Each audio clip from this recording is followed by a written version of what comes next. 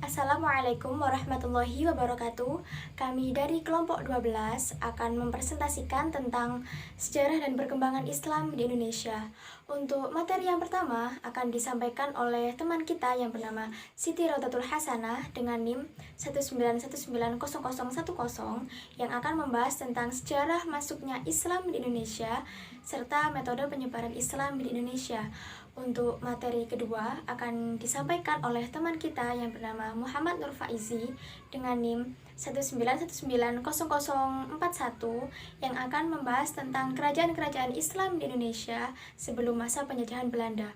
Untuk materi ketiga akan saya sampaikan sendiri dengan Bu Nelok Pratama dengan NIM 191900027 yang akan membahas tentang kerajaan-kerajaan Islam di Indonesia pada zaman penjajahan Belanda. Langsung saja kita ke materi pertama yang akan dijelaskan oleh Siti Raudatul Hasanah. Assalamualaikum warahmatullahi wabarakatuh. Nama saya Siti Raudatul Hasanah, NIM 1919010. Di sini saya adalah salah satu anggota dari kelompok 12, di mana kami akan menjelaskan mengenai sejarah Islam di Indonesia, baik itu sejarah masuknya ataupun perkembangannya. Saya di sini akan sedikit mengulas tentang sejarah masuknya Islam ke Indonesia. Sejak awal abad Masehi sudah terdapat rute-rute pelayaran dan juga perdagangan antara kepulauan Indonesia dengan berbagai kawasan di Asia Tenggara. Wilayah Indonesia yang menjadi titik perhatian yaitu adalah wilayah Malaka, di mana wilayah tersebut merupakan lalu lintas perdagangan antara Cina dan juga India. Selain itu, Malaka juga merupakan wilayah Indonesia yang menghasilkan rempah-rempah yang berupa pala dan juga cengkeh. Selain itu, di Indonesia juga terdapat pelabuhan-pelabuhan penting yang sering disinggahi oleh pedagang asing, seperti di daerah Aceh, yaitu Lamuri, Barus, dan Palembang di Sumatera, serta di Pulau Jawa sendiri yaitu adalah Sunda Kelapa dan juga Gresik. Pada abad ke-7 Masehi, pedagang-pedagang Muslim asal Arab, asal India, dan juga Persia telah sampai di Indonesia dengan tujuan berdagang, di mana pada waktu itu Islam itu pertama kali berkembang di daerah Timur Tengah. Jadi, dapat diperkirakan bahwa Islam itu masuk ke Indonesia sudah sejak awal abad Hijriah. Meskipun pada waktu itu penduduk Indonesia ataupun pribumi masih belum mengakui secara langsung kalau mereka itu menganut agama Islam. Di sini ada beberapa teori yang akan menjelaskan bagaimana kedatangan Islam ke Indonesia. Teori-teori tersebut yaitu yang pertama adalah teori Persia, yang kedua yaitu adalah teori Gujarat atau India, yang ketiga yaitu adalah teori Arab atau Mekah, dan yang terakhir yaitu adalah teori Cina. Untuk yang pertama yaitu adalah teori Persia, di mana teori ini mengatakan bahwa Islam datang ke Indonesia itu dibawa oleh orang-orang Persia. Menurut teori ini, Islam masuk ke Indonesia itu pada abad ke-13 Masehi. Teori Persia ini dicetuskan oleh Husein Jayadiningrat, yaitu sejarawan asal Banten. Dalam memberikan pendapatnya, Husein lebih menitik beratkan analisisnya yaitu pada kesamaan antara budaya dan tradisi yang ada di Persia dan juga Indonesia.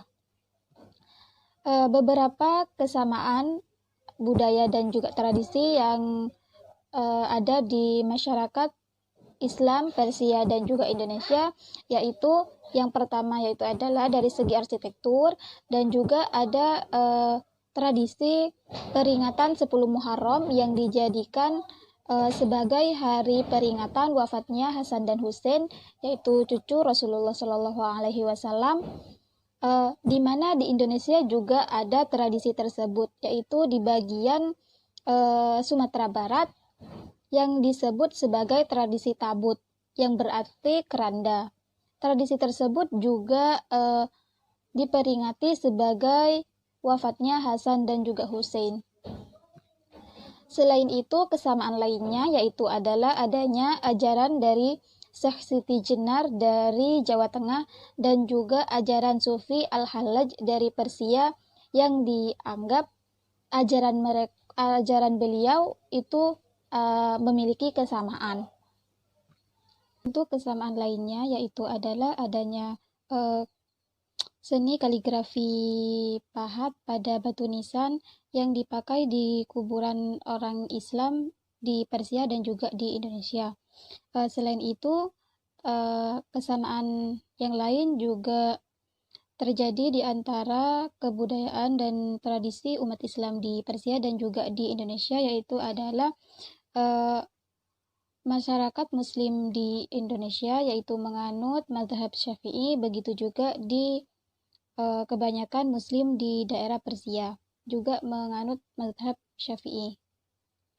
Itulah kesamaan dari budaya dan juga tradisi yang berada di kalangan masyarakat Muslim di daerah Persia dan juga di daerah Indonesia. Untuk yang selanjutnya yaitu adalah teori Gujarat, di mana teori ini dipopulerkan oleh Snoek Hoorngroenje, seorang orientalis Belanda yang kebetulan pada waktu itu sedang meneliti Islam di Indonesia. Hoorngroenje menyatakan bahwa Islam itu masuk ke Indonesia pada abad ke-13 Masehi yang dibawa oleh para pedagang dari Gujarat, India. Selain beliau, ada juga ilmuwan barat yaitu Pijknapel yang mengaitkan asal mula Islam di Indonesia dengan daerah Gujarat dan Malabar. Menurutnya, orang-orang Arab yang bermadzhab Syafi'i yang berpindah dan menetap di India yang telah membawa Islam ke Indonesia. Islam masuk ke Indonesia lewat perdagangan dari Gujarat. Penjelasan ini didasarkan pada seringnya kedua wilayah India dan Indonesia. Ini disebut dalam sejarah Nusantara klasik. Pijknapel menyampaikan logika terbalik, yaitu bahwa meskipun Islam di Indonesia dianggap sebagai hasil kegiatan orang-orang Arab, tetapi hal ini tidak langsung datang dari Arab, melainkan dibawa oleh dari India, terutama pesisir barat Gujarat dan Malabar. Jadi, jika kita membalik logika ini, maka bisa dikatakan bahwa meskipun Islam itu berasal dari India, tapi pada kenyataannya Islam itu dibawa oleh orang-orang Arab juga. Nah, selanjutnya, selain dari kedua sejarawan di atas, terdapat beberapa sejarawan Belanda lainnya yang sepakat bahwa Islam itu dibawa dari Gujarat, India. Baiklah, untuk yang selanjutnya yaitu adalah teori Arab, di mana menurut teori ini masuknya Islam ke Indonesia itu dibawa oleh orang-orang Arab ataupun Mekah, bukan melalui perantara bangsa lain. Teori ini mengatakan bahwa Islam masuk ke Indonesia langsung dari Arab atau Mekah sebagai pusat Islam sejak abad ke-7 Masehi. Salah satu sejarawan yang mendukung teori ini adalah Profesor Hamka, di mana beliau mengatakan bahwa Islam datang ke Indonesia pada abad pertama Hijriah atau abad ke-7 Masehi, langsung dari Arab dengan bukti adanya jalur perdagangan yang ramai dan bersifat internasional yang dimulai melalui Selat Malaka dan menghubungkan dinasti Tang di Cina, yaitu Asia Timur, Sriwijaya di Asia Tenggara, dan Bani Umayyah di Asia Barat. Menurutnya, motivasi awal datangnya bangsa Arab bukan hanya sekedar nilai-nilai ekonomi, melainkan didorong oleh motivasi spirit penyebaran agama Islam. Nah, selain dari Profesor Hamka, juga ada sejarawan lain yaitu Thomas W. Arnold juga berpandangan bahwa para pedagang Arab telah menyebarkan Islam ketika mereka menjadi pelaku dominan dalam perdagangan antara Barat dan Timur sejak awal abad Hijriyah atau pada abad 7 Masehi. Nah, meskipun tidak terdapat catatan-catatan sejarah bahwa mereka juga terlibat dalam penyebaran Islam kepada penduduk lokal di Indonesia. Selain uraian tersebut, terdapat bukti lain yaitu adanya makam Fatimah binti Maimun di Leran, Jawa Timur yang semakin menguatkan teori ini. Fatimah binti Maimun bin Hibatullah adalah seorang perempuan beragama Islam yang wafat pada Jumat 7 Rajab 475 Hijriah atau sekitar 2 Desember 1087 Masehi. Az-Zumardi juga berpendapat bahwa Islam datang ke Indonesia pada abad ke-7 Masehi, namun baru dianut secara terbatas oleh para pedagang saja, dan baru mulai tersebar dan dianut oleh masyarakat Indonesia sekitar abad ke-12 Masehi, yang disebarkan oleh para sufi pengembara yang berasal dari Arab. Alasan ini diperkuat oleh corak Islam awal yang dianut oleh masyarakat Indonesia, yaitu Islam yang bercorak sufistik, karena pada masa Al-Ghazali muncul sufi-sufi pengembara yang bertujuan untuk menyebarkan Islam tanpa pamrih. Maka sufi-sufi inilah yang dianggap menyebarkan Islam di Indonesia. Nah, untuk yang selanjutnya yaitu adalah teori Cina, di mana menurut teori Cina, Islam datang ke Indonesia itu adalah berasal dari Cina. Menurut teori ini, orang-orang Cina lah yang membawa Islam datang ke Indonesia karena Indonesia itu telah berhubungan dengan masyarakat Cina sudah sejak lama. Nah, ajaran Islam telah sampai di Cina pada abad ke-7 Masehi, masa di mana agama ini baru berkembang. Nah, Sumanto Al-Qurtubi dalam bukunya Arus Cina Islam Jawa menyatakan menurut sumber luar negeri pada masa dinasti Tang, yaitu pada tahun 618 sampai 960 di daerah Kanto, Zhanghao, Guangzhou, dan pesisir Cina bagian selatan telah dijumpai pemukiman Islam. Nah, dan selanjutnya teori ini didasarkan pada sumber luar negeri maupun lokal ataupun hikayat atau babat. Menurut sumber lokal bahwa Raja Islam pertama di Jawa yakni Raden Fatah dari Bintoro Demak merupakan keturunan Cina. Ibu beliau disebut berasal dari Cina bagian selatan. Terdapat bukti lain yaitu adanya masjid-masjid tua yang bercorak arsitektur Tiongkok yang didirikan oleh komunitas-komunitas Cina di berbagai tempat, terutama di Pulau Jawa. Nah, kesimpulannya yaitu adalah pada dasarnya semua teori-teori yang telah disampaikan memiliki kelebihan dan kelemahan tersendiri. Tidak ada kemutlakan dan kepastian yang jelas dalam masing-masing teori tersebut.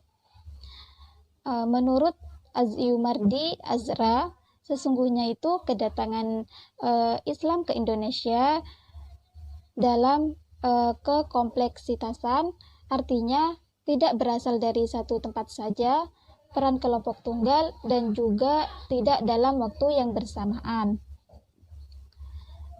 Nah, itu adalah penjelasan mengenai sejarah masuknya Islam ke Indonesia. Sekarang saya akan menjelaskan sedikit tentang perkembangan Islam di Indonesia. Nah, setelah Islam masuk ke Indonesia, kemudian Islam di Indonesia itu mengalami perkembangan. Islam mulai berkembang dan juga disebarkan ke segala penjuru Indonesia.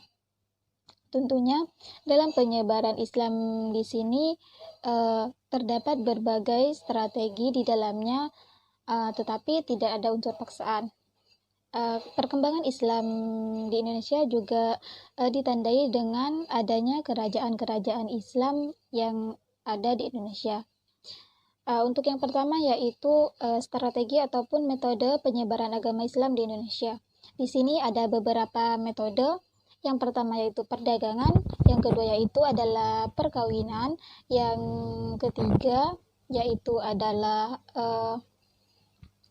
tasawuf, keempat yaitu adalah pendidikan, yang kelima yaitu adalah kesenian, dan yang terakhir yaitu adalah politik.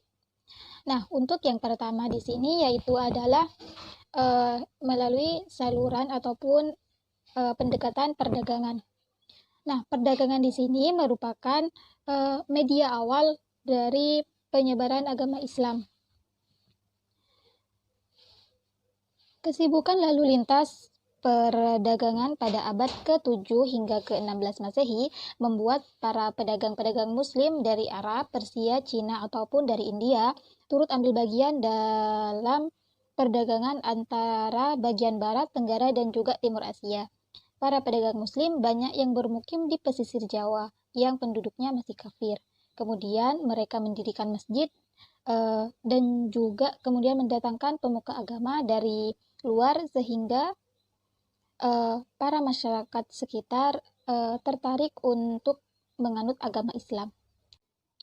Untuk yang kedua yaitu adalah saluran ataupun pendekatan perkawinan, di mana pada pendekatan ini para pedagang Muslim yang memiliki status sosial yang lebih baik daripada penduduk pribumi, sehingga putra-putri dari para bangsawan tertarik untuk menjadi istri mereka. Nah, sebelum mereka melakukan pernikahan, ada proses islamisasi terlebih dahulu. Kemudian dilanjutkan dengan proses pernikahan. Dan setelah itu tentunya mereka akan mempunyai keturunan dan mampu membuat daerah-daerah dan juga kerajaan-kerajaan Muslim. Untuk yang selanjutnya yaitu adalah saluran tasawuf, di mana pada saluran tasawuf di sini pengajar tasawuf atau para sufi mengajarkan teosofi yang bercampur dengan ajaran yang sudah dikenal luas oleh masyarakat Indonesia. Mereka itu mahir dalam hal magis yang mempunyai kekuatan menyembuhkan. Dengan tasawuf, bentuk Islam yang diajarkan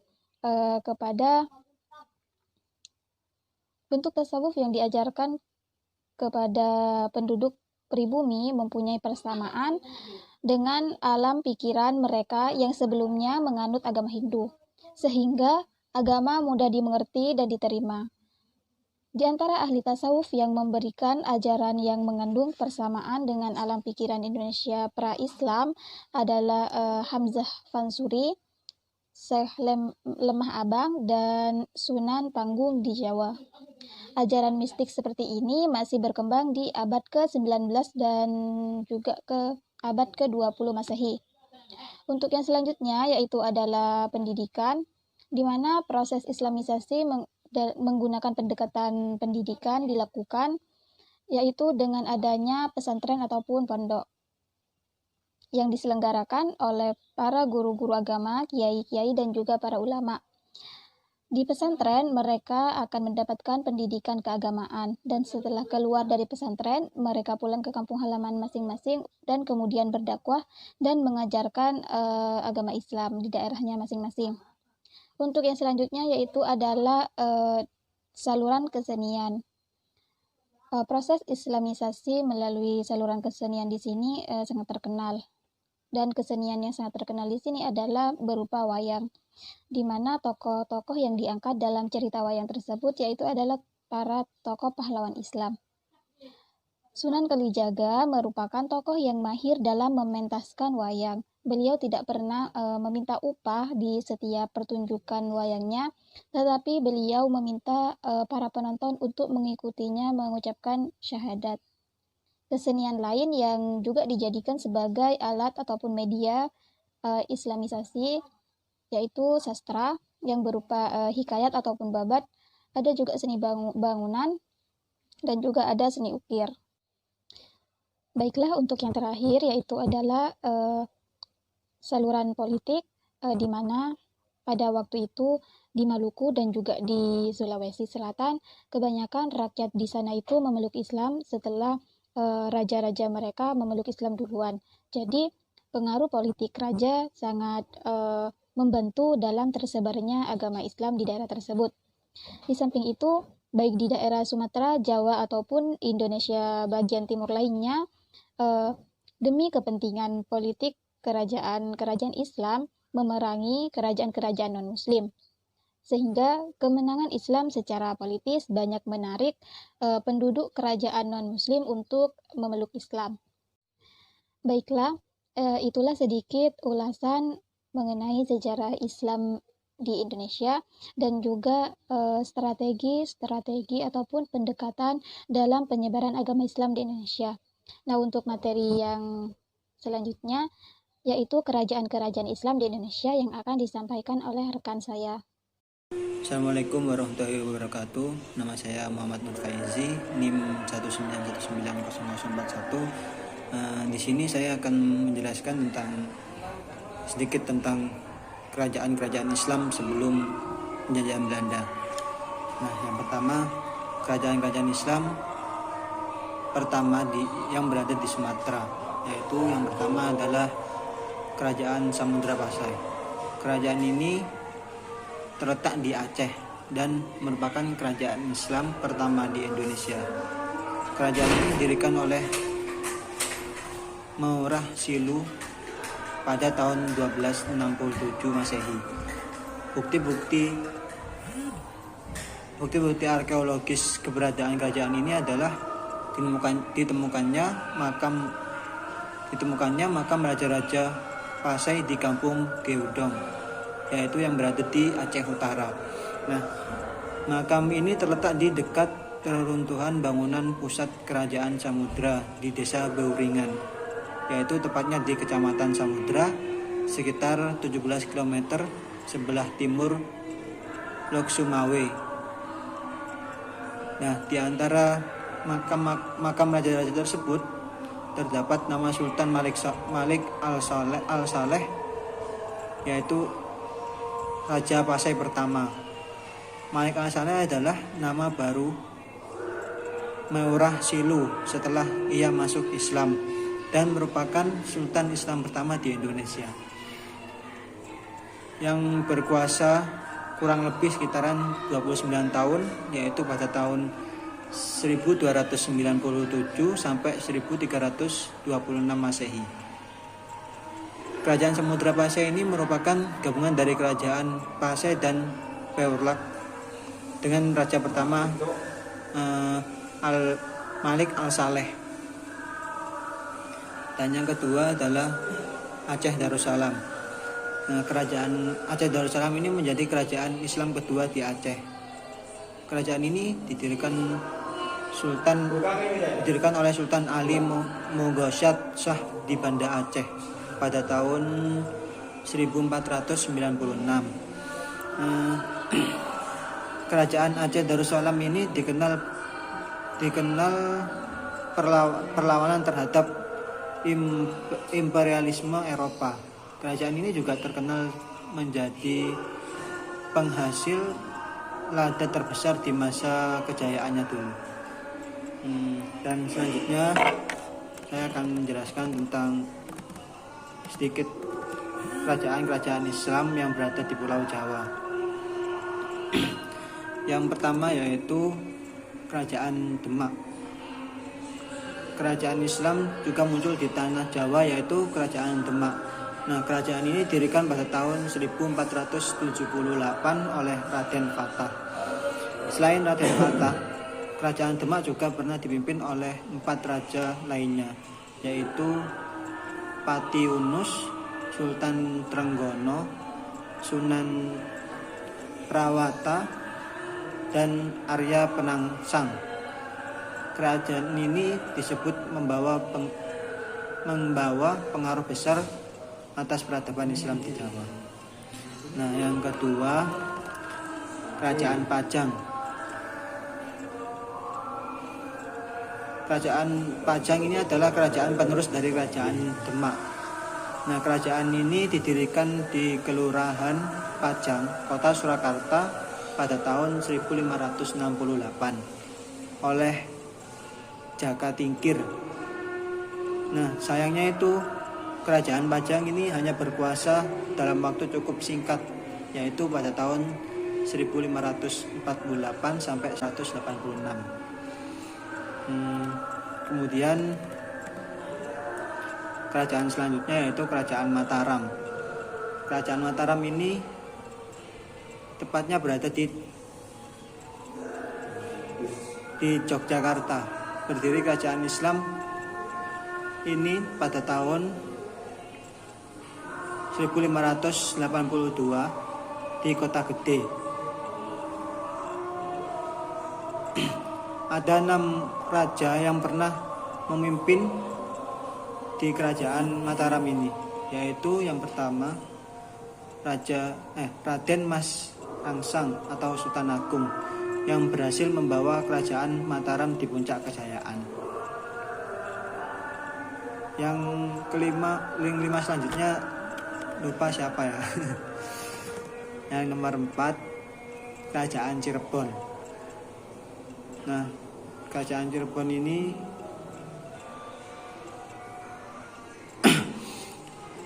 Kerajaan Cirebon ini berdiri pada tahun 1522 dan kerajaan ini didirikan oleh Raden Fatahillah dan sekaligus pemimpin kerajaan ini. Raden Fatahillah ini juga memberikan puncak kejayaan kerajaan Cirebon semasa kepemimpinannya. Setelah wafat, kepemimpinan tersebut digantikan oleh putranya yang bernama Pangeran Pesarean. Dan selanjutnya Banten. Kerajaan Banten. Kerajaan Banten ini adalah salah satu kerajaan Islam di Pulau Jawa. Dan kerajaan ini menguasai semua wilayah Banten yang terletak di Pulau Jawa, yang terletak di barat Pulau Jawa. Sebelumnya, wilayah Banten ini merupakan bagian dari kerajaan Sunda yang bercolak Hindu. Dalam buku H.J. de Graaf, kerajaan-kerajaan Islam pertama di Jawa 1985 menuturkan kerajaan Banten ini berdiri pada abad ke-16. Pada tahun 1524 atau 1525. Nurullah dari Pasai yang kelak menjadi Sunan Gunung Jati berlayar dari Demak ke Jawa Barat. Nah, saat itu pusat pengembangan agama Islam di Jawa masih terpusat di Demak. Sunan Gunung Jati dan putranya Sanuddin melebarkan pengaruh Islam ke barat Pulau Jawa. Saat itu kerajaan Sunda bersekutu dengan Portugis, namun dibantu oleh tentara Demak. Sunan Gunung Jati dan Hasanuddin menyingkirkan Bupati Sunda untuk mengambil alih Banten.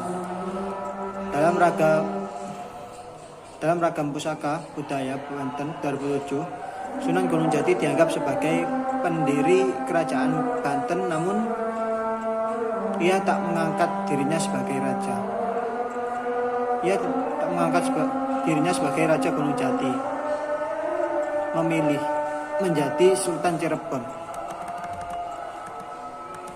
Dan selanjutnya kerajaan-kerajaan Islam di Kalimantan, Maluku, dan Sulawesi.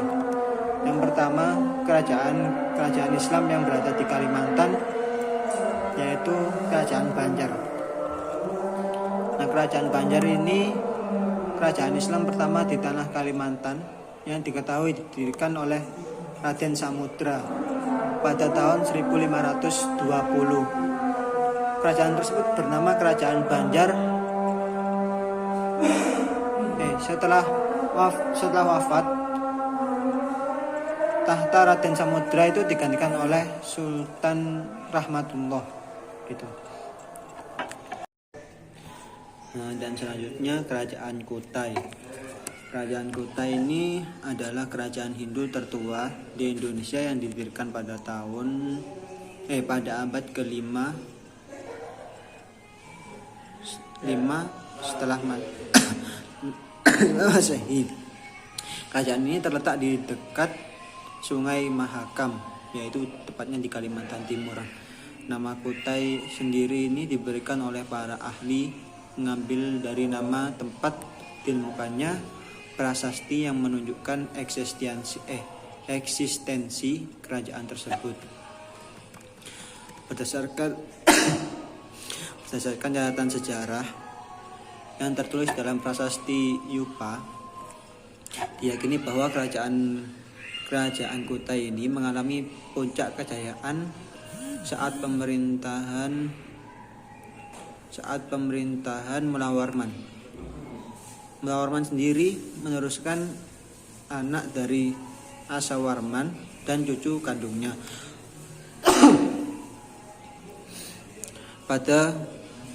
Pada masa kepemimpinannya itu, wilayah kekuasaan Kutai ini meliputi hampir seluruh wilayah Kalimantan Timur. Rakyat pun hidup sejahtera dan makmur. Dan selanjutnya Maluku. Kerajaan ini berdiri pada tahun sekitar 1460 Masehi. Dan Raja Ternate memeluk Islam. Nama raja itu adalah Voin Tidor. Ia mengambil seorang istri keturunan Ningrat Jawa. Namun H.J. de Graaf berpendapat bahwa raja pertama yang benar-benar muslim adalah Zain al-Abidin. Dan selanjutnya yang terakhir Kerajaan Sulawesi atau Kerajaan Gorontalo yang berada di Sulawesi. Kerajaan Gorontalo merupakan kerajaan kembar yang saling berbatasan. Biasanya disebut dengan Kerajaan Makassar. Kerajaan ini terletak di Semenanjung Barat Barat Daya Pulau Sulawesi. Kerajaan tersebut menerima ajaran agama Islam dari Gresik atau Giri yang tersebar dalam proses pengislaman seluruh Nusantara.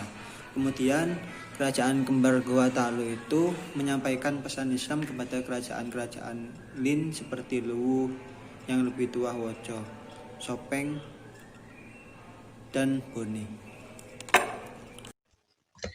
Saya sebagai pemateri ketiga akan melanjutkan presentasi, yaitu membahas tentang kerajaan-kerajaan Islam pada zaman penjajahan Belanda. Yang pertama yang akan saya bahas yaitu tentang situasi dan kondisi kerajaan-kerajaan Islam di Indonesia ketika Belanda datang. Belanda datang ke Indonesia sekitar akhir abad ke-16 sampai abad ke-17 Masehi. Dan pada saat itu, kerajaan-kerajaan Islam di Indonesia mempunyai keadaan yang berbeda-beda yang berhubungan dengan kemajuan politik maupun proses Islamisasi. Di sini akan saya jelaskan 4 kondisi di masing-masing wilayah di Indonesia. Yang pertama yaitu kondisi di Sumatera. Setelah Malaka takluk oleh Portugis, Aceh menjadi wilayah yang lebih dominan. Dan kemudian Aceh dalam masa kejayaannya yaitu ketika dipimpin oleh Sultan Iskandar Muda, dan Aceh mengalami kemunduran setelah pengganti Sultan Iskandar Muda yaitu Sultan Iskandar Sani wafat. Yang kedua yaitu kondisi di Pulau Jawa. Pada tahun 1619, seluruh daerah di Jawa Timur sudah di bawah kekuasaan Mataram yang pada masa itu dipimpin oleh Sultan Agung. Dan yang ketiga yaitu kondisi di wilayah Sulawesi. Pada akhir abad ke-16, Pelabuhan Makassar berkembang pesat karena letaknya yang sangat strategis. Dan yang keempat yaitu kondisi di Maluku. Di Maluku, tepatnya di Ternate dan Tidore, dapat terus dan berhasil menaklukkan dominasi total dari Portugis dan Spanyol, namun mendapat ancaman dari Belanda yang datang ke sana. Setelah membahas situasi dan kondisi kerajaan-kerajaan Islam Indonesia ketika Belanda datang, selanjutnya saya akan membahas latar belakang kedatangan Belanda ke Indonesia. Tujuan Belanda datang ke Indonesia adalah untuk mengembangkan usaha perdagangan, yaitu dengan mendapatkan rempah-rempah yang kemudian dijual ke Eropa dengan harga yang sangat mahal. Pada awalnya, Perseroan Amsterdam mengirim 4 kapal ke Indonesia pada tahun 1595 di bawah pimpinan Cornelis de Houtman. Setelah mengetahui hasil perdagangan yang diperoleh Cornelis de Houtman, banyak perseroan yang tertarik dan ingin berdagang dan berlayar ke Indonesia. Kemudian perseroan-perseroan tersebut membentuk suatu perseroan yang bernama VOC. VOC ini disahkan oleh Staten General Republik dengan satu piagam berisi hak-hak khusus VOC selama berdagang di Indonesia. Dalam pelayaran pertama, VOC berhasil mencapai Banten dan Selat Bali, dan pada pelayaran kedua berhasil mencapai Maluku untuk membeli rempah-rempah. Dalam pelayaran ketiga, mereka terlibat perang dengan Portugis di Ambon, tetapi gagal dan memaksa mereka untuk mendirikan benteng tersendiri. Mereka kali ini sudah berhasil membuat kontrak dengan warga pribumi mengenai jual beli rempah-rempah, dan dalam pelayaran keempat, mereka berhasil membuka perdagangan dengan Banten dan Ternate, tetapi gagal merebut benteng Portugis di Tidore. Dalam menjalankan perdagangannya, VOC tampak ingin melakukan monopoli sehingga menimbulkan perlawanan dari pedagang-pedagang pribumi yang merasa kepentingannya terancam. Perlawanan ini terjadi karena sistem monopoli sangat bertolak belakang dengan sistem tradisional yang diterapkan oleh pedagang pribumi. Sikap Belanda saat itu sangat memaksa sehingga memperkuat permusuhan antara Belanda dan pedagang pribumi. Dan kemudian pada tahun 1798, VOC dibubarkan, dan dengan bubarnya VOC ini, maka secara resmi Indonesia berpindah ke tangan pemerintahan Belanda. Untuk pembahasan selanjutnya, saya akan membahas tentang perlawanan rakyat Indonesia terhadap penjajah Belanda. Yang pertama yaitu Perang Padri yang terjadi di Minangkabau. Perang Padri adalah salah satu perlawanan rakyat pada masa kolonialisme Belanda Indonesia, yaitu pada abad ke-19, di mana perang ini berawal dari adanya dua kelompok yang berkonflik, yang kemudian berkobar menjadi pertempuran melawan kolonial Belanda. Kekacauan ini berlangsung mulai tahun 1803 dengan pulangnya 3 orang haji dari Mekah dan baru berakhir pada tahun 1838. Kemudian yaitu Perang Diponegoro. Perang Diponegoro adalah perang terbesar yang dihadapi pemerintah kolonial Belanda di Jawa. Sistem pajak tradisional menjadi beban berat secara turun-menurun. Di samping itu, masih ada pajak pabean dan pajak lalu lintas. Faktor ekonomi lain yang menimbulkan kegelisahan rakyat adalah peraturan Hindia Belanda yang menetapkan bahwa semua penyewa tanah oleh penguasa Eropa dari penguasa dan bangsawan pribumi dibatalkan dengan mengembalikan uang sewa atau pembayaran lain yang telah dilakukan. Banyak sekali kaum ningrat yang terkena peraturan itu dan mengalami kesulitan besar, termasuk di dalamnya Pangeran Diponegoro. Kemudian yaitu Perang Banjarmasin. Perang Banjarmasin dengan Pangeran Antasari sebagai pahlawan yang termuka dilatar belakangi oleh campur tangan Belanda dalam menentukan siapa yang akan menjadi raja muda pengganti Sultan apabila Sultan berkuasa wafat. Pada saat itu, Sultan yang berkuasa adalah Sultan Adam Al-Wasik Billah. Oleh karena beliau sudah tua, harusnya ada wakil dengan gelar Sultan Muda. Kemudian jabatan itu diserahkan kepada putranya bernama Abdurrahman. Akan tetapi Abdurrahman tidak berusia panjang, karena itu Sultan ingin menunjuk penggantinya. Ia kemudian memilih cucunya, yaitu Pangeran Hidayat, yang memang sangat disayanginya dan berbudi pekerti baik, cerdas, pandai bergaul, serta memperhatikan nasib rakyat. Untuk penunjukan cucunya tersebut, Belanda tidak menyetujui dan lebih berpihak kepada Pangeran Tamjid, cucu sultan yang lainnya. Pangeran Tamjid adalah cucu dari selir sultan yang menurut tradisi tidak berhak menduduki jabatan sultan. Apalagi akhlak Pangeran Tamjid kurang baik dan hubungannya dengan Belanda sangat akrab dan sangat rapat sehingga ia tidak disenangi oleh rakyat. Kemudian Pangeran Tamjid secara paksa dinobatkan menjadi Sultan Muda pada tahun 1857. Setelah sang raja yaitu Sultan Adam meninggal dunia, ia diangkat menjadi sultan.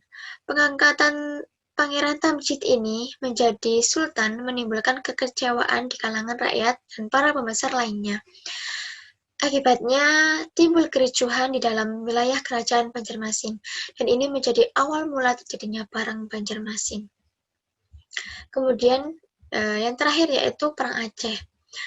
Setelah terusan Suez dibuka, pelabuhan Aceh menjadi sangat strategis karena berada dalam urat nadi pelayaran internasional.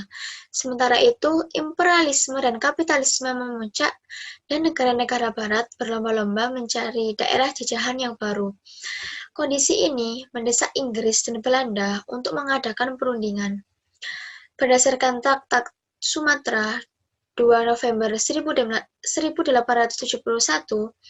pihak Belanda diberi kebebasan untuk memperluas daerah kekuasaannya di Aceh, sedangkan Inggris memperoleh kebebasan berdagang di daerah Siak. Traktat ini jelas sekali memberikan peluang kepada Belanda untuk meneruskan agresinya. Belanda kemudian memaklumkan perang terhadap Aceh pada tanggal 26 Maret 1873. Yang keempat, pembahasan terakhir yang akan saya bahas yaitu politik Islam Hindia Belanda. Belanda menyelenggarakan pengkajian Indiologi atau nama lainnya yaitu ilmu yang mempelajari seluk-beluk penduduk Indonesia dengan tujuan untuk mengukuhkan kekuasaan Belanda di Indonesia. Hasil dari pengkajian Indiologi tersebut lahirlah yang dikenal dengan nama politik Islam. Tokoh yang menjadi peletak dasar dalam politik Islam adalah Profesor Snoek Hurgronje. Berada di Indonesia pada tahun 1889 sampai 1906. Berkat pengalamannya di Timur Tengah, Profesor Snoek berhasil menemukan suatu pola dasar bagi kebijaksanaan menghadapi Islam di Indonesia. Sejak dibukanya terusan Suez pada tahun 1869, jumlah umat Islam yang melaksanakan ibadah haji ke Mekah mencapai ribuan. Setelah menunaikan ibadah haji, mereka senantiasa mengajarkan syariat Islam dan menggantikan ajaran mistik dan sinkretik. Sementara itu, banyak perlawanan umat Islam terhadap Belanda yang dipelopori oleh para haji dan ulama, sehingga banyak kalangan Belanda yang menganggap bahwa ibadah haji menyebabkan penduduk pribumi menjadi fanatik. Maka dari itu, pemerintah Belanda menerapkan peraturan yang mempersulit kaum muslim melakukan ibadah haji. Setelah melakukan pengkajian antara ibadah haji dan fanatisme, Profesor Snoek berpendapat bahwa haji-haji tersebut tidak berbahaya bagi pemerintah kolonial di Indonesia, karena yang dianggap berbahaya itu adalah koloni Jawa yang koloni Jawa yaitu daerah tempat tinggal orang-orang Indonesia di Mekah. Hal ini disebabkan oleh pergaulan hidup bertahun-tahun, sehingga mereka mampu menciptakan kesadaran yang lebih tinggi tentang persatuan kaum muslim di dunia. Berdasarkan analisis yang dilakukan oleh Profesor Snook, Islam dibagi menjadi dua bagian, yaitu Islam religius dan Islam politik. Pemerintah Belanda disarankan untuk selalu bersikap toleran demi terjaganya ketenangan dan stabilitas. Di samping itu, menurut Profesor Snook, Islam politik harus tetap dicurigai dan diteliti dari mana datangnya. Bahkan dalam analisanya tersebut, Profesor Snook mengusulkan agar pemerintah Belanda meningkatkan pelayanan haji karena haji termasuk wilayah netral. Tetapi hal ini tidak dilakukan oleh pemerintah Belanda. Pemerintah Belanda tetap saja menerapkan berbagai peraturan yang ketat terhadap lembaga pendidikan Islam. Kemudian sebagai upaya untuk mencegah berkembangnya Islam di Indonesia, pemerintah mendirikan sebuah lembaga pendidikan yang ditujukan untuk kalangan bangsawan dan hanya ditujukan untuk kalangan elit, kalangan bangsawan. Hal ini dilakukan dengan tujuan untuk menarik kaum bangsawan ke arah westernisasi. Dalam pandangan Profesor Snook, Indonesia harus melangkah ke arah dunia modern sehingga secara perlahan Indonesia menjadi bagian dari dunia modern. Profesor Snook memang mendambakan kesatuan Indonesia dan Belanda dalam suatu ikatan Pax Neerlandica. Oleh karena itu, dalam lembaga pendidikan Belanda tersebut, bangsa Indonesia harus dituntun untuk bisa berasosiasi dengan kebudayaan Belanda. Menurutnya, pendidikan Barat adalah alat yang paling pasti untuk mengurangi dan akhirnya mengalahkan pengaruh Islam di Indonesia. Melalui lembaga pendidikan tersebut, ternyata gagasan Pax Neerlandica tidak tercapai. Bahkan lulusan-lulusannya menjadi orang-orang yang sangat gigih memperjuangkan kemerdekaan Indonesia. Analisis Snook Horgonje tentang potensi pribumi dan teorinya tentang pemisahan unsur agama dari unsur politik tidak sejalan dengan perkembangan situasi, terutama 20 tahun terakhir kekuasaan Belanda di Indonesia. Oleh karena itu, peranan politik Kantor voor Inlandse Zaken semakin menghilang pada tahun-tahun terakhir, meskipun wewenangnya mengawasi gerakan politik lebih dipertegas sejak tahun 1931. Sekian pembahasan dari kelompok kami mengenai sejarah dan perkembangan Islam di Indonesia. Mohon maaf apabila ada kata-kata kami yang kurang berkenan. Terima kasih atas perhatiannya. Wassalamualaikum warahmatullahi wabarakatuh.